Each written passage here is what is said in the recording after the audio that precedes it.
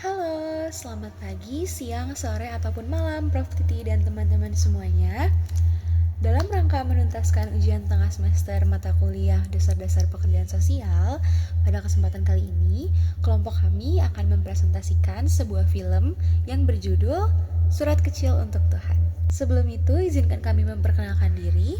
Nama saya Santai Adeline Cardoso Trindade dengan NPM 17030250019. Perkenalkan, nama aku Muhammad Akram Aisan Aswam dengan NPM 170310250033. Perkenalkan, nama aku Anissa Nurrahma dengan NPM 1703102500055. Film yang kami pilih berjudul Surat Kecil untuk Tuhan. Film ini menceritakan tentang dua orang anak kakak beradik yang telah kehilangan orang tuanya. Mereka hidup di jalanan dan diambil oleh orang yang melakukan tindak kriminal, yaitu eksploitasi anak dan penjualan manusia atau jual beli organ. Suatu saat, Angel sang adik mengalami kecelakaan yang membuat tempat itu didatangi oleh polisi, dan sang kakak Anton dibawa oleh orang-orang tersebut untuk menemui orang tua asuhnya. 15 tahun berlalu, Angel menjadi pengacara di Sydney dan ia bertekad untuk kembali ke Indonesia mencari kakaknya yang hilang. Saat di Indonesia, ia menemukan orang-orang yang bersamanya 15 tahun lalu, yang kemudian mereka siap menjadi saksi untuk mengadili Om Rudy. Setelah Angel mencari tahu tentang kakaknya, ternyata kakaknya telah menjadi korban penjualan organ bersama 14 anak lainnya yang baru diketahui oleh publik. Oke, ketidakberfungsian sosial yang pertama dapat dilihat di awal film. Sebetulnya, sebelum Angel dan Anton ini dieksploitasi oleh oknum lain, mereka berdua sudah dieksploitasi sendiri oleh keluarganya, yang mana pada saat itu Angel dan Anton merupakan anak yatim piatu yang tinggal di rumah omnya. Nah, dari saat itulah mereka mulai dikasarin dan dilakukan semena-mena oleh pamannya. Hal tersebut menunjukkan ketidakberfungsian sosial karena seharusnya seorang paman yang menggantikan peran kedua orang tuanya Angel dan Anton di sini justru menjadi sosok yang paling ditakuti oleh Angel dan Anton karena sikap kasarnya.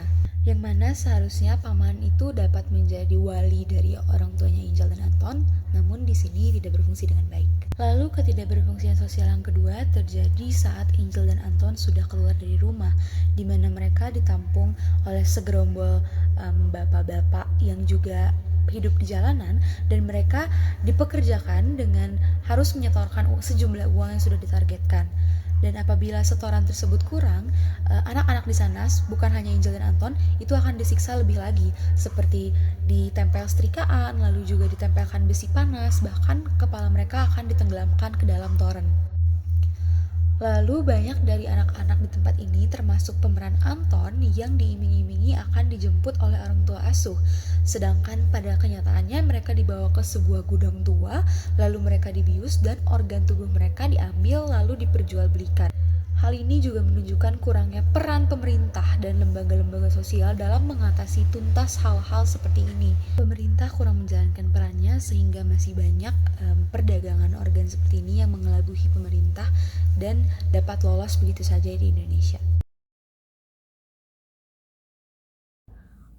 Yang paling terdampak dari ketidakberfungsian sosial tersebut adalah anak-anak yang menjadi korban. Namun, orang yang terlibat di dalamnya juga mengalami dampaknya, seperti trauma yang mendalam. Apalagi anak-anak tersebut, mereka tidak mendapatkan hak-hak yang seharusnya mereka dapatkan, seperti hak untuk belajar, hak untuk bermain, hak untuk berpartisipasi, dan yang paling penting adalah mereka bahkan tidak mendapatkan hak untuk kesehatan. Namun, di balik semua ketidakberfungsian sosial yang ada dalam film ini, ternyata masih ada keberfungsian dan kekuatan sosial yang terjadi. Yang pertama, pemeran Angel yang masih melanjutkan hidupnya sampai ia menjadi seorang yang sukses dalam bidang hukum, yang akhirnya ia bertekad untuk kembali ke Indonesia dan menuntaskan seluruh hal yang sudah terjadi padanya di beberapa waktu sebelumnya. Hal ini menunjukkan bahwa ia tidak patah semangat dengan apa yang sudah terjadi dan terus menjunjung tinggi keadilan. Lalu yang kedua adalah pemeran Kang Asep, salah satu tangan kanan dari Om Rudy yang menjadi bos besar eksploitasi anak ini. Pada akhirnya setelah bertemu dengan Angel yang sudah dewasa, ia mau menyerahkan dirinya ke pengadilan sebagai saksi dan menerima hukuman juga atas perbuatan yang sudah ia buat. Hal ini menunjukkan keberfungsian sosial di mana ia mau mempertanggungjawabkan hal yang sudah ia buat dan juga ia mau untuk membela kebenaran yang ada di dalam lingkungan masyarakat. Para pekerja sosial yang ada di film ini turut membantu proses mengadili Om Rudy, yaitu pelaku tindak kriminal. Angel yang mencari tahu tentang Om Rudy di jalanan kepada anak-anak yang sekiranya menjadi korban eksploitasi anak, mencari saksi, dan juga membantu proses hukum yang adil. Untuk refleksi kami setelah menonton, menurut kami film ini tidak hanya bercerita mengenai hubungan manusia dengan Tuhannya sendiri, namun film ini juga mengajarkan kita untuk memiliki simpati terhadap orang-orang yang memang sedang berada di keadaan yang sulit.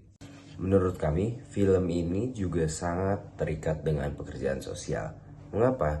Karena inti dari pekerjaan sosial ialah membantu mereka yang membutuhkan bantuan tersebut, dan film ini sangat-sangat menggambarkan betapa pentingnya suatu pekerjaan sosial untuk berada di suatu masyarakat untuk membantu mereka yang membutuhkan itu.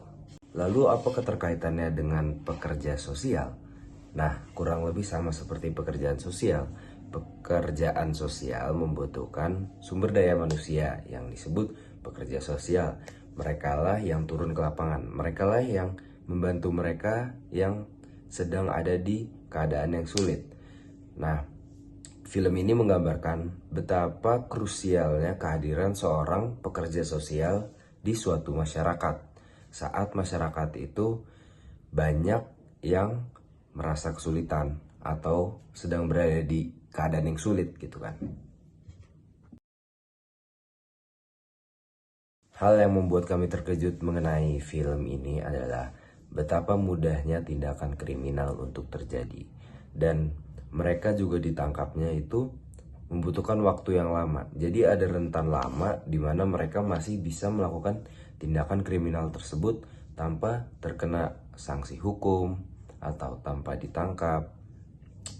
Dan mereka ya membutuhkan waktu yang lama untuk ditangkap gitu ya. Ternyata dari film ini juga dapat dilihat realitasnya di Indonesia. Menurut data dari databox.katadata.co.id, sampai tahun 2022 terdapat 12.000 organ manusia yang diperdagangkan secara ilegal setiap tahunnya. Lalu menurut portal.comdigi.go.id, 1,45 juta kasus eksploitasi anak juga terjadi di Indonesia. Namun kami yakin pasti masih banyak kasus eksploitasi anak dan juga perdagangan organ manusia yang belum terungkap. Karena berkaca dari film Surat Kecil Untuk Tuhan ini, butuh bertahun-tahun untuk akhirnya hal tersebut dapat diungkapkan oleh salah satu korban. Maka dari itu, pasti di Indonesia juga masih banyak di sisi-sisi belahan Indonesia lain yang belum terungkap kasusnya. Sekian presentasi mengenai hasil diskusi kami. Bila ada kesalahan dan kekurangan, kami mohon maaf. Terima kasih.